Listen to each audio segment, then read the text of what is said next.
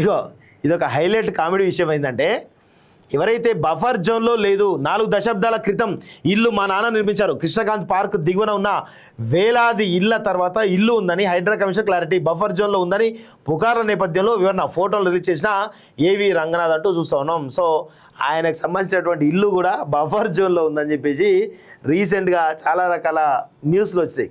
So దాంతో ఆయన వివరణ ఇచ్చుకోవాల్సిన పరిస్థితి ఏర్పడ్డది పాపం. హైదరాబాద్ నగర పరిధిలోని చెరువులు, కంటలు, ప్రభుత్వ భూముల్లోని అక్రమ నిర్మాణాలు కూల్చివేత లక్ష్యంగా హైడ్రా బుల్డోజర్లు విరుచుకుపడుతున్నాయి. ఈ క్రమంలో హైడ్రా కమిషనర్ ఏవి రంగనాథ్ నివాసమున్న ఇల్లు బఫర్ జోన్లో ఉందన్న వార్త బర్నింగ్ టాపిక్ అయింది.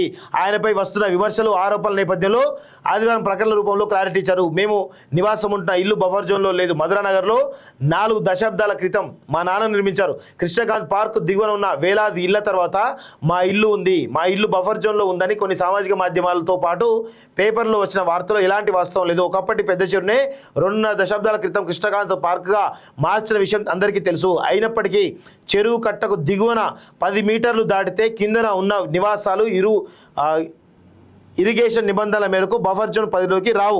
కట్టకు దాదాపు కిలోమీటర్ దూరంలో మా ఇల్లు ఉంది.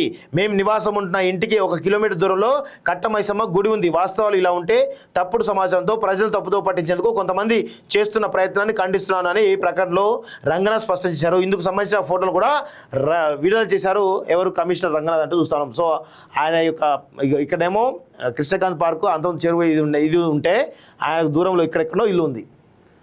దీనిపైన కూడా రాద్ధాంతం చేస్తున్నారు. సో మంచి చర్చ అయితే చేస్తూ ఉన్నారు, అలా నో డౌట్.